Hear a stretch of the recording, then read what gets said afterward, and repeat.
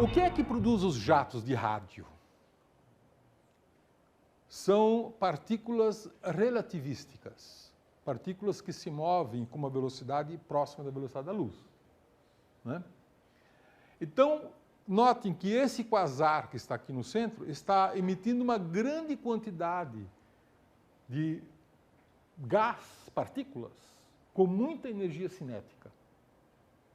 E essa energia cinética está escavando essas cavidades do gás dentro do aglomerado. Está expulsando esse gás quente. Esse gás pode formar estrelas pelo fluxo de esfriamento no centro? A resposta é não, porque nunca foi observado. Mas por que nunca foi observado? Seria lógico de se esperar. Porque esse gás quente nunca chega no centro. Ele é expulso pelo quasar, pelo buraco negro. As cavidades de gás quente do aglomerado coincidem com os jatos de elétrons relativísticos.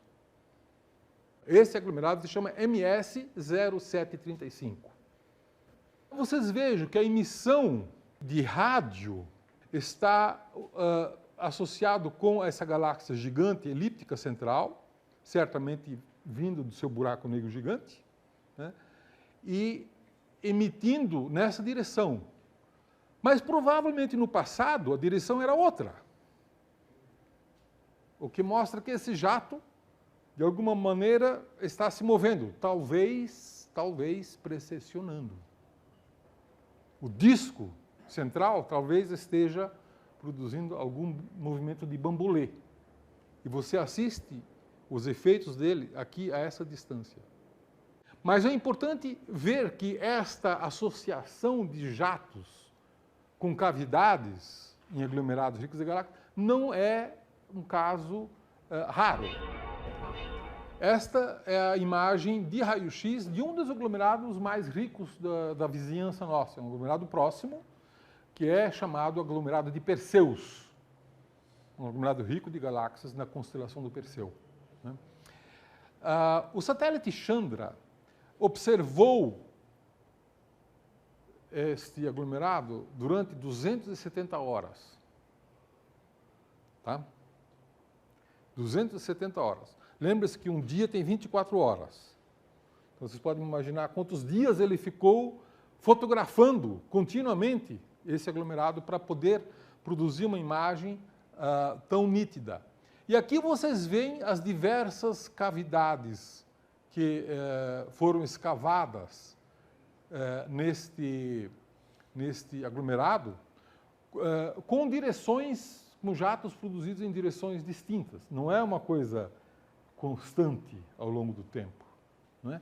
Então, todas essas cavidades certamente foram produzidas por jatos de partículas relativísticas ejetados a partir do buraco negro supermassivo central. Você ia fazer uma pergunta, pode fazer. Vamos voltar aqui atrás. Aqui você tem, então, uma galáxia central, em branco. No centro dela você tem um buraco negro supermassivo que emite dois jatos de partículas relativísticas, né? Por que dois e não um?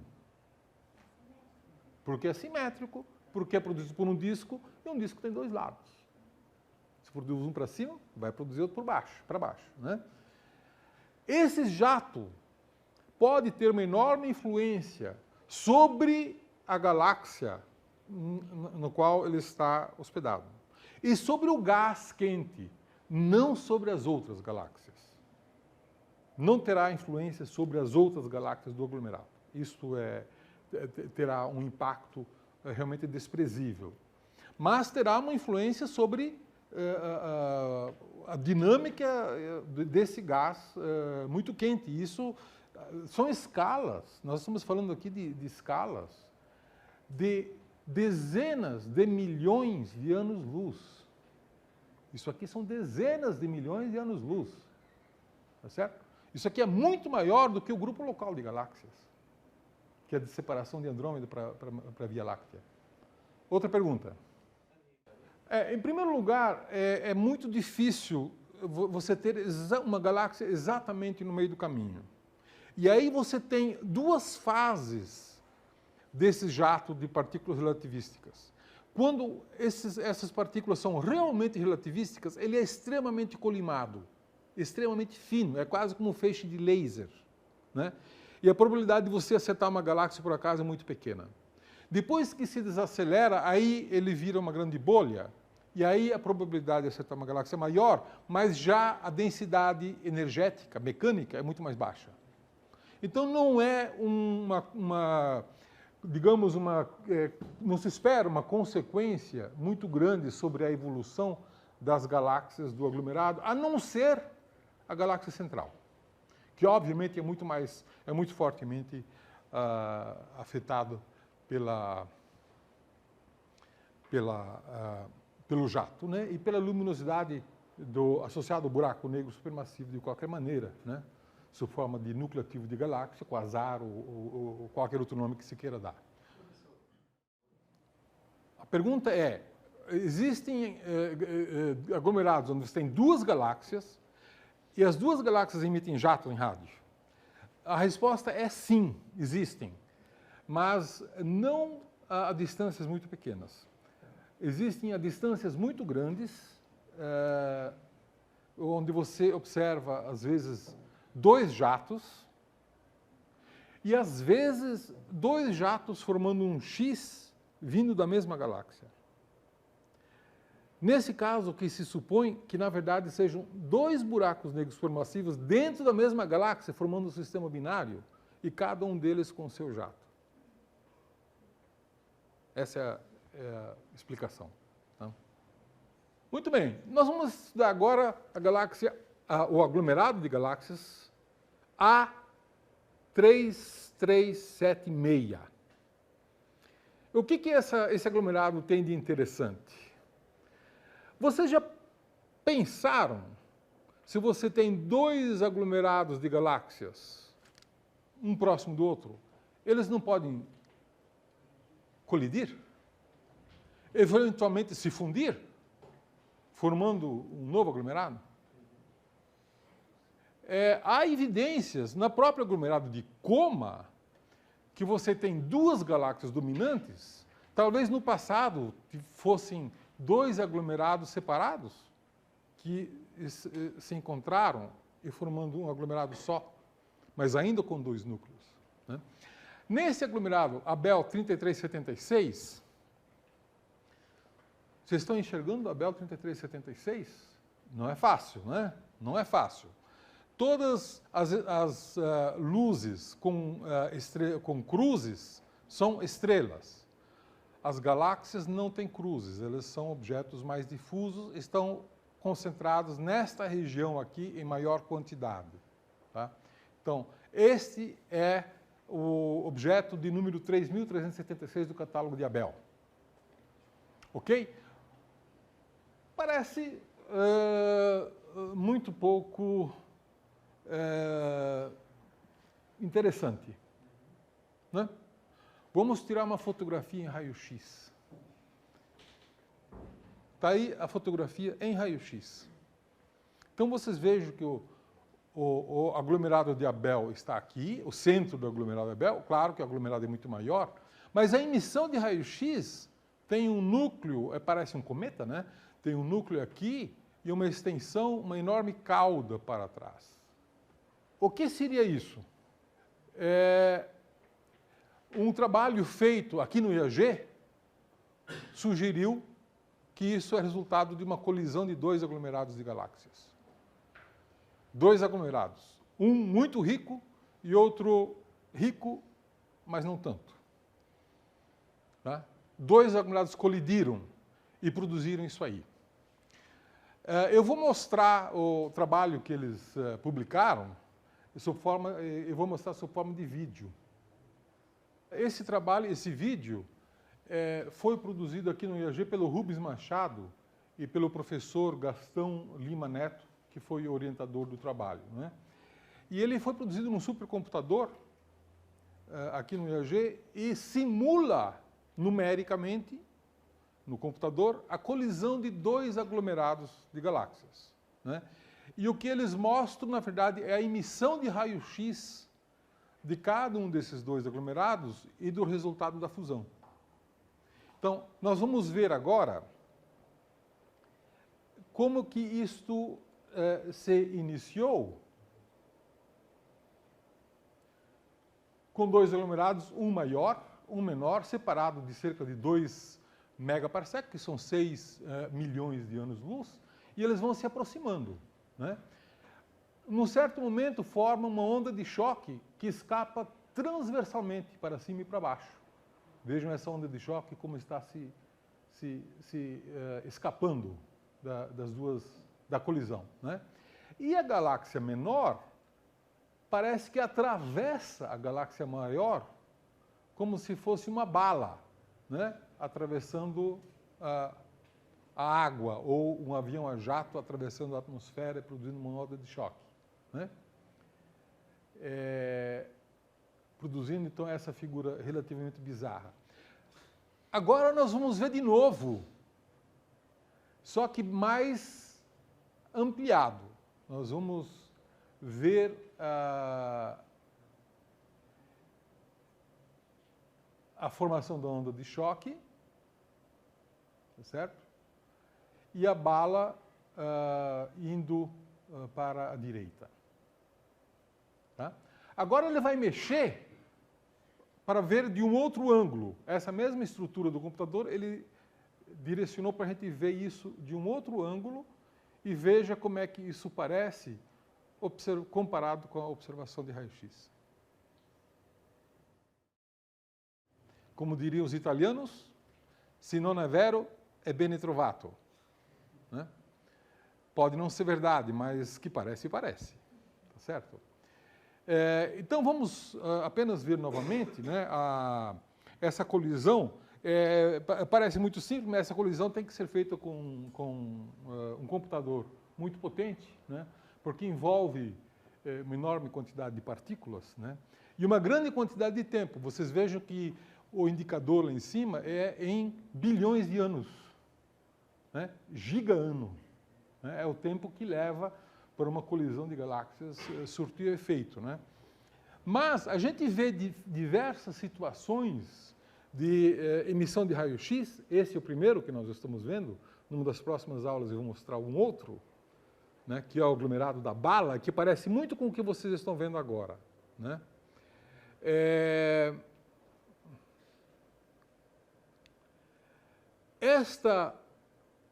Agora se aproximando, né? Esta onda de choque que se forma na fase da colisão, ela escapa perpendicularmente e aparentemente produz uma grande quantidade de partículas relativísticas que foram observadas emitindo ondas de rádio também.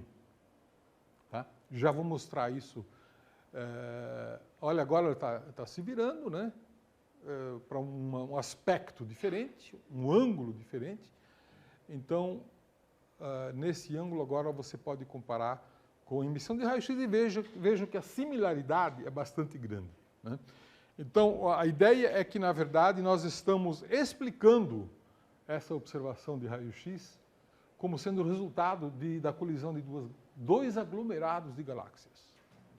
Então, se vocês quiserem, vocês podem ver esse vídeo no YouTube com esse endereço, tá certo? Bom, aqui nós temos uma fotografia. Você vê o mesmo aglomerado de galáxias aqui com as estrelas em branco, né? A emissão de raio-x em vermelho e a emissão em rádio em verde. Então, ela tem também uma emissão curiosa e a interpretação é que estas duas faixas de rádio em verde são produtos da onda de choque que foi criado no centro da colisão.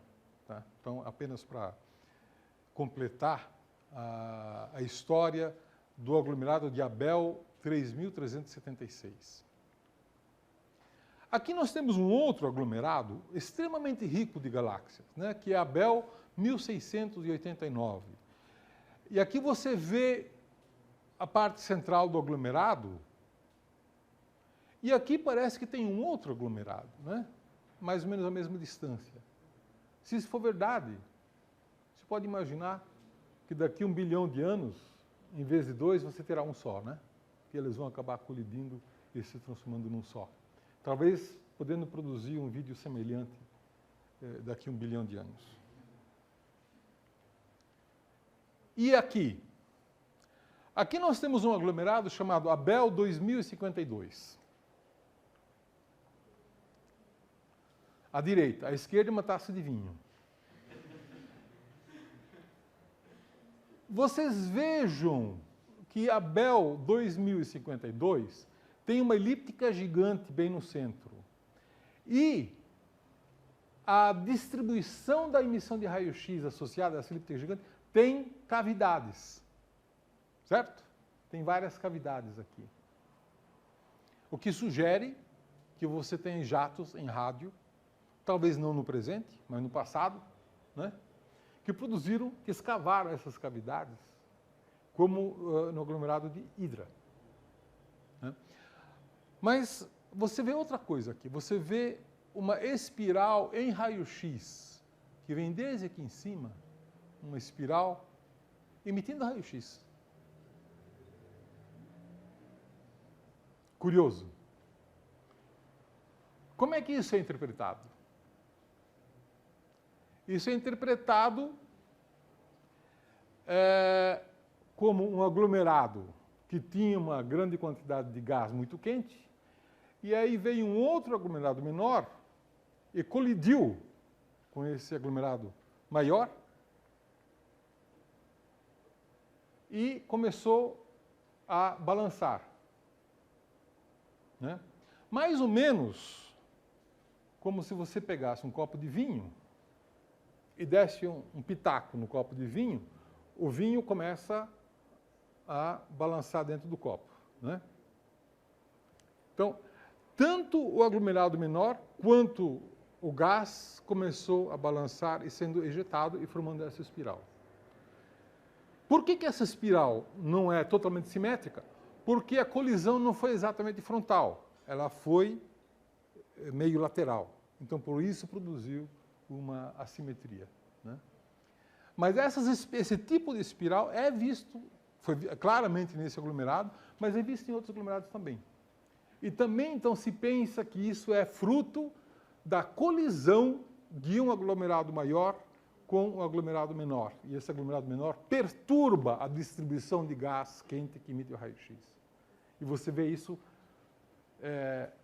na emissão de raio-x, facilmente, e seria muito difícil você chegar a essa conclusão estudando apenas as galáxias. Né? E, finalmente, uma última questão para essa discussão dos aglomerados ricos de galáxias. Quando que os aglomerados ricos de galáxias se formaram? Se formaram quando as galáxias se formaram, logo depois do Big Bang? Não. Os aglomerados se formaram de uma maneira relativamente recente, né? Nos últimos 1 a 2 bilhões de anos. A maioria dos aglomerados se formou recentemente. E como vocês podem observar, nós ainda estamos assistindo à fusão de aglomerados, de subaglomerados. Então, estão ocorrendo fusões que você está assistindo agora. São coisas relativamente recentes. Então, os aglomerados ricos de galáxias se formaram muito depois das galáxias em si. Né? Mas aí vem uma pergunta. A que distância você pode observar aglomerados de galáxias? Então, a partir de que distância, de que idade do universo, foram formados aglomerados de galáxias observáveis? E a resposta quem nos dá é o El Gordo. El Gordo é um aglomerado que foi descoberto recentemente de galáxias. E foi descoberto porque ele emite uma emissão de raio-x, que parece aqui um homem meio sentado, meio de pé e meio rechonchudo, né? Aqui as pernas dele, a cabeça tal, e tal. E é por isso que ele é chamado de El Gordo. É verdade que tem um pouco de imaginação nessa coisa, né? O curioso do El Gordo não é a forma dele, é a distância dele. Esse aglomerado de galáxias, que foi descoberto só porque ele emite raio-x, senão ele não teria sido descoberto ainda, ele está a 7 bilhões de anos-luz de distância. Isto é, há 7 bilhões de anos atrás ele já existia. Ele já tinha gás quente emitindo raio-x. Há 7 bilhões de anos atrás. Então, isso é uma evidência forte de que, apesar de todas as conclusões de que as galáxias se formaram no tempo relativamente recente, há 7 bilhões de anos atrás, algumas, pelo menos, algumas, já existiam e já eram ricas. Né? E a gente só sabe disso por quê? Porque somos capazes de fotografar a emissão de raio-x. Né? Então, a emissão de raio-x para o estudo de aglomerados de galáxias é algo extremamente poderoso e produz muitas informações que de outra forma a gente não poderia obter. Alguma pergunta? Nenhuma pergunta? Ok? Por hoje é só.